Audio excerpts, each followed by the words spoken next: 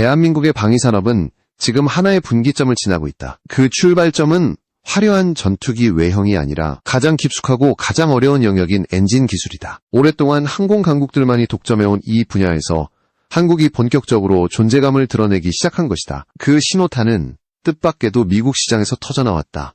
최근 미국 주요 언론과 산업계가 주목한 소식은 한국 기업이 개발한 대형 가스터빈이 세계에서 가장 까다롭다고 평가받는 미국 민간 전력 시장에 안착했다는 사실이다. 이는 단순한 수출 성공이 아니다. 미국은 자국 기술 보호가 극도로 강한 나라이며 에너지와 방산 분야에서는 특히 외산 기술에 대해 보수적인 기준을 적용한다. 그런 미국 시장에서 한국산 가스터빈이 연속 계약을 따냈다는 것은 기술 신뢰도 자체가 세계 최상위권에 도달했음을 의미한다.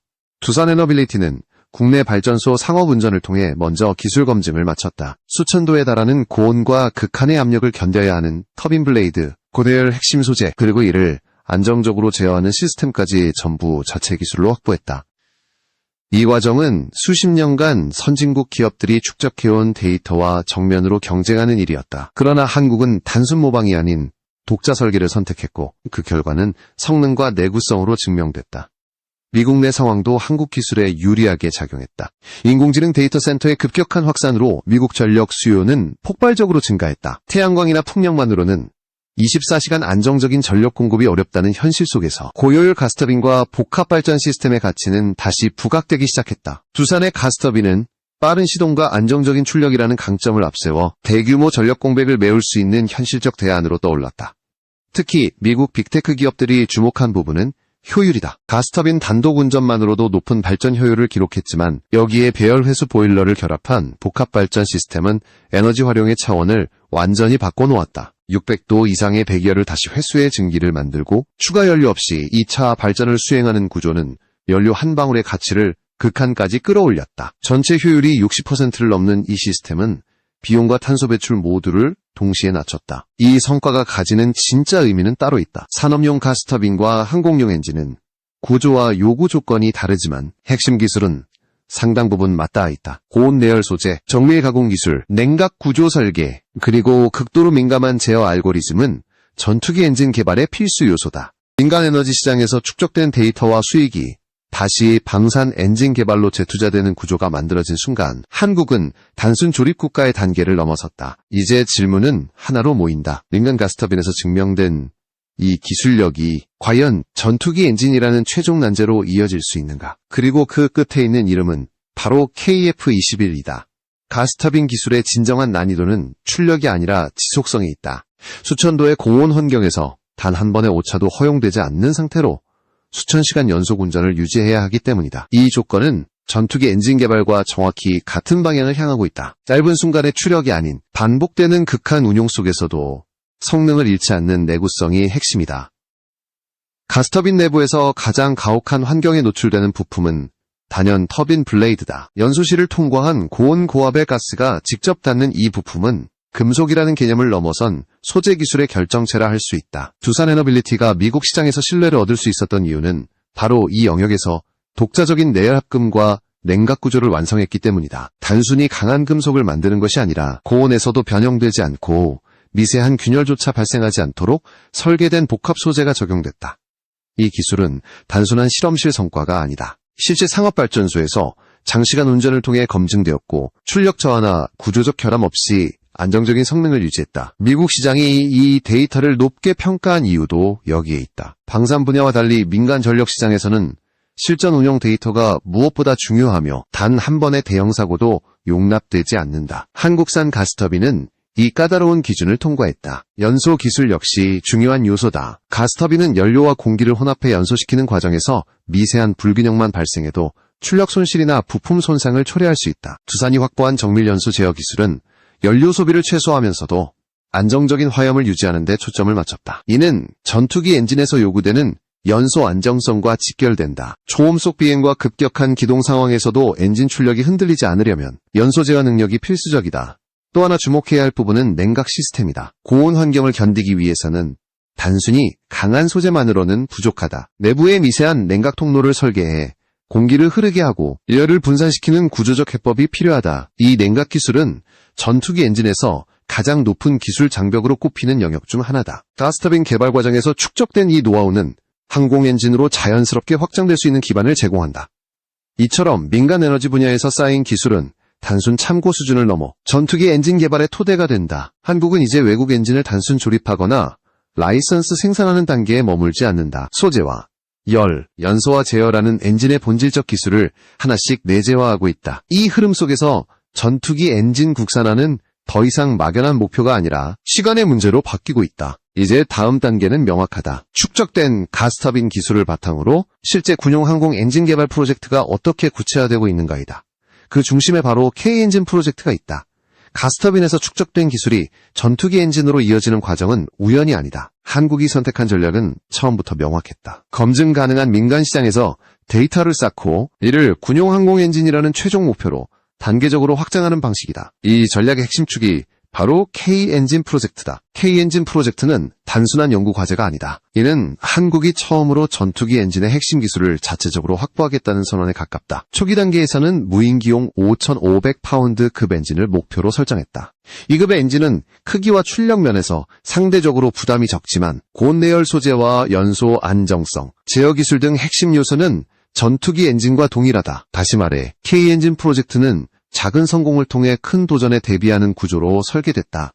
이 과정에서 중요한 역할을 하는 것이 바로 민간 에너지 사업에서 창출된 수익과 데이터다. 전투기 엔진 개발은 막대한 비용과 오랜 시간이 요구된다. 단기간에 수익을 내기 어려운 구조이기 때문에 많은 국가들이 중도에 포기하거나 외국 엔진에 의존해왔다. 그러나 한국은 가스터빈 수출을 통해 안정적인 자금을 확보했고 실제 운용 데이터를 통해 기술적 신뢰도를 높였다. 이 선순환 구조는 K엔진 프로젝트의 지속 가능성을 결정짓는 요소다. 현재 한국의 항공 엔진 생태계에는 새로운 긴장감이 흐르고 있다. 기존의 항공 엔진 분야를 주도해온 한화에어로스페이스에 이어 두산에너빌리티가 본격적으로 가세하면서 경쟁 구도가 형성됐다. 이 경쟁은 단순한 기업 간 다툼이 아니라 기술 발전 속도를 끌어올리는 촉매제로 작용하고 있다. 소재 기술과 열 관리의 강점을 지닌 두산, 항공 엔진 통합과 양산 경험을 축적해온 한화의 경쟁은 한국 엔진 기술의 저변을 빠르게 넓히고 있다.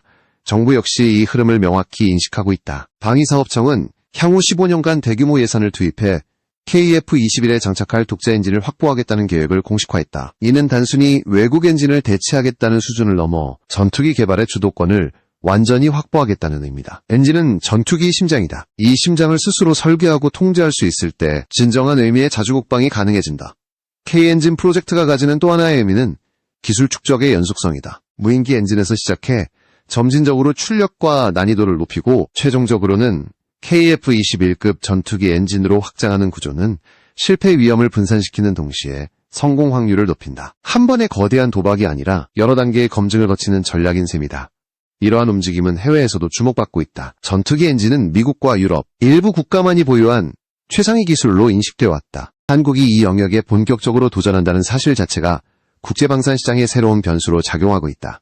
이제 KF-21은 단순히 기체 성능만으로 평가받는 전투기가 아니다. 장기적으로는 엔진까지 포함한 완전한 독자 체계를 갖춘 플랫폼으로 진화할 가능성을 보여주고 있다. 이제 시선은 자연스럽게 다음 단계로 이동한다. 독자 엔진 개발을 추진하는 KF-21이 현재 운용 중인 전투기들과 비교해 어떤 전략적 위치에 서 있는가다. 그리고 그 비교의 중심에는 F-35와 F-22가 있다. KF-21의 전략적 가치를 이해하기 위해서는 현재 세계 공군 전력의 구조부터 살펴볼 필요가 있다. 현대 공군은 단일 기종으로 모든 임무를 해결하지 않는다. 최상위 스텔스 전투기와 대량 운용이 가능한 중간급 전투기를 조합하는 하이로우 믹스 체계가 기본 전제가 되었다. 이 구조에서 KF-21이 차지하는 위치는 명확하다. KF-21은 최상위 스텔스 전투기를 대체하려는 기체가 아니라 공군 전력의 허리를 담당하는 핵심 플랫폼이다.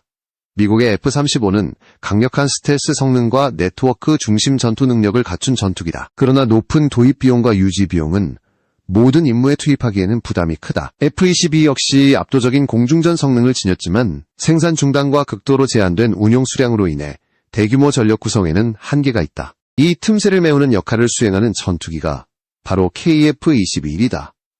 KF-21은 쌍발 엔진 구조를 채택해 안정성과 생존성을 중시했다. 단발 엔진 기체는 구조적으로 가볍고 효율적이지만 엔진 고장 시 기체 손실 위험이 크다. 반면 쌍발 엔진 기체는 한쪽 엔진에 문제가 발생해도 귀환 가능성이 높아 실전 운용에서 신뢰도가 높다. 이 설계 선택은 KF-21이 단순히 가격만 낮춘 전투기가 아니라 실제 작전 지속성을 고려한 기체임을 보여준다. 현 단계에서 KF-21에 장착된 엔진은 미국산 F414 계열이다. 이미 T-50과 FA-50 계열에서 운용 경험이 축적된 이 엔진은 신뢰성과 정비 편의성이 검증돼 있다. 동일 계열 엔진을 활용함으로써 무장 통합과 유지체계의 효율성도 자연스럽게 높아진다. 이는 전력 운용 측면에서 매우 중요한 요소다. 성능이 아무리 뛰어나도 가동률이 낮다면 전투기는 전력으로서 의미를 잃는다. 스텔스 성능 측면에서도 KF-21은 명확한 전략을 취했다. 완전한 내부 무장청을 갖춘 5세대 전투기와는 달리 KF-21은 단계적 발전 방식을 선택했다. 초기에는 외부 무장 운영을 허용하되 기체 형상 설계와 레이더 반사 감소 기술을 통해 4세대 전투기보다 훨씬 낮은 탐지 확률을 확보했다. 이는 실전에서 충분한 생존성을 제공하면서도 개발 리스크를 최소화하는 현실적인 접근이다. 이러한 특성은 하이로우 믹스 체계에서 KF-21의 역할을 더욱 분명하게 만든다. 최상위 위협 지역에서는 F-35가 먼저 침투해 방공망을 무력화하고 이후 KF-21이 대규모로 투입돼 제공권을 유지하며 다양한 임무를 수행하는 구조다. 비용 대비 성능이 뛰어난 KF-21은 장기간 작전과 반복 출격이 필요한 상황에서 강점을 발휘한다. 한국 공군이 이 체계를 세계에서 가장 체계적으로 구축한 국가 중 하나로 평가받는 이유도 여기에 있다. F-35A가 최상위 전력을 담당하고 KF-21이 중간급 핵심 전력으로 자리 잡으며 F-16과 FA-50 계열이 보조 전력을 구성하는 구조는 전력의 효율성을 극대화한다. 이 구조 속에서 KF-21은 단순한 신형 전투기가 아니라 공군 전체 운용 개념을 지탱하는 중심축으로 기능한다. 이제 KF-21을 바라보는 시선은 국내에만 머물지 않는다. 이 기체가 가진 전략적 위치는 해외에서도 빠르게 인식되고 있다. 특히 유럽 국가들은 고가의 전투기 도입에 대한 부담 속에서 KF-21을 현실적인 대안으로 검토하기 시작했다. 그 중심에 독일의 반응이 있다. KF-21을 향한 해외의 반응은 단순한 관심을 넘어 기존 전투기 시장 질서를 흔드는 신호로 받아들여지고 있다. 특히 유럽에서 나타난 움직임은 상징적이다. 오랜 기간 미국산 전투기와 유럽 자체 개발 기체 사이에서 선택을 강요받아 왔던 국가들이 새로운 제3의 대안을 진지하게 검토하기 시작했기 때문이다. 그 중심에 독일이 있다. 독일은 유럽 최대의 경제 규모를 지닌 국가이지만 공군 전력 구성에서는 오히려 신중한 태도를 유지해왔다. 유로파이터는 개발 단계에서 이미 여러 한계를 드러냈고 완전한 스텔스 기체로 진화하는데 구조적 제약이 분명했다. 반면 미국산 F-35는 성능 면에서는 뛰어나지만 도입 비용과 운용 비용, 그리고 미국의 강한 통제라는 부담을 안고 있다. 이 딜레마 속에서 KF-21은 전혀 다른 선택지로 부상했다. 독일 언론과 군사 전문 분석가들이 주목한 부분은 KF-21의 균형감이다. 완전한 5세대 스텔스 전투기는 아니지만 4세대 전투기를 확실히 압도하는 생존성과 센서 능력을 갖췄다. 동시에 가격과 유지 비용은 상대적으로 합리적이다. 이는 대규모 전력 운용을 중시하는 독일 공군의 요구와 정확히 맞아떨어진다. 소수의 최첨단 기체보다 다수의 신뢰 가능한 전투기를 안정적으로 운용하는 전략에 KF-21은 적합한 성격을 지닌다.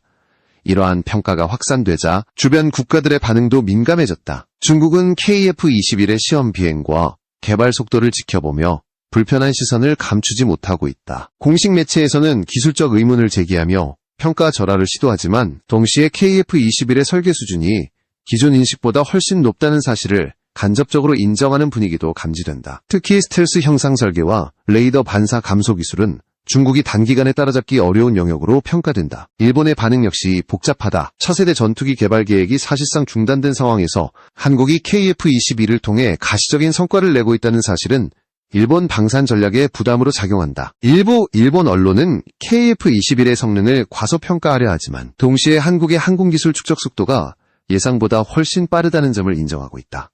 이는 단순한 기체 성능 문제가 아니라 산업 전반의 경쟁력 문제로 이어진다. 이처럼 KF-21은 단순한 무기 체계를 넘어 국가 기술력과 전략적 선택의 상징으로 인식되고 있다. 독일을 비롯한 유럽 국가들이 KF-21을 검토 대상으로 올려놓았다는 사실 자체가 한국 방산산업의 위상이 달라졌음을 보여준다. 더 이상 한국은 저렴한 대안 제공국이 아니다. 합리적인 가격에 전략적 균형을 제공할 수 있는 설계 능력을 갖춘 국가로 평가받고 있다.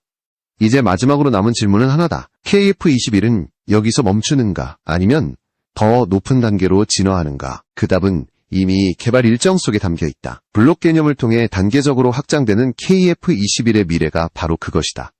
KF-21의 진짜 잠재력은 현재 모습이 아니라 앞으로의 진화 경로에 있다. 이 전투기는 처음부터 완성형을 목표로 하지 않았다. 대신 단계적 개발이라는 현실적인 방식을 선택했다. 이 선택은 개발 리스크를 통제하면서도 기술 축적 속도를 극대화하는 전략이었다. 블록 개념은 바로 그 핵심이다.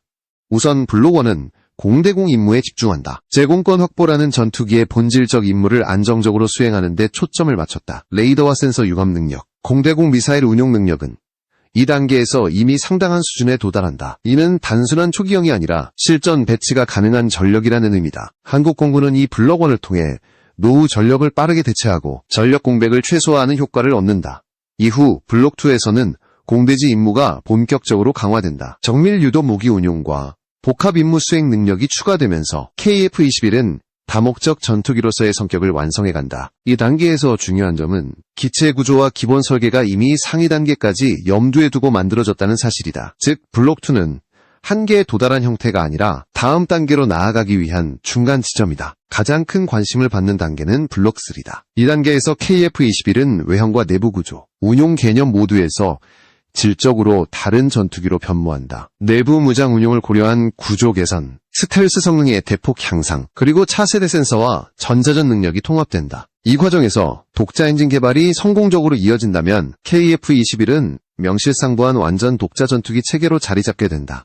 이 진화 과정은 단순히 성능 향상에만 의미가 있지 않다. 블록 개념을 통해 개발된 기술들은 유무인 복합 전투 체계로 자연스럽게 확장될 수 있다. KF-21을 중심으로 무인 전투기와의 협동 운용 개념이 현실화되면 공중 전투, 양상 자체가 바뀐다. 조종사가 직접 위험에 노출되지 않으면서도 더 넓은 영역을 통제할 수 있는 구조가 가능해진다. 국제시장에서 KF-21이 주목받는 이유도 여기에 있다. 많은 국가들이 최첨단 전투기를 원하지만 동시에 비용과 유지 문제로 고민하고 있다. KF-21은 단계적 업그레이드를 통해 장기간 운용이 가능하며 필요에 따라 성능을 확장할 수 있는 유연성을 제공한다. 이는 단기간 유행하는 무기가 아니라 수십 년간 운용 가능한 플랫폼이라는 점에서 강점으로 작용한다. 결국 KF-21은 단일 기체의 성공을 넘어 한국 방위산업의 구조적 변화를 상징한다. 민간 에너지 기술에서 출발해 엔진과 항공, 그리고 전투기 체계로 이어지는 이 흐름은 우연이 아니다. 축적된 기술과 전략적 선택이 만들어낸 결과다. 이제 한국은 전투기를 구매하는 국가가 아니라 설계하고 진화시키는 국가로 자리 잡고 있다. KF-21은 그 변화를 가장 명확하게 보여주는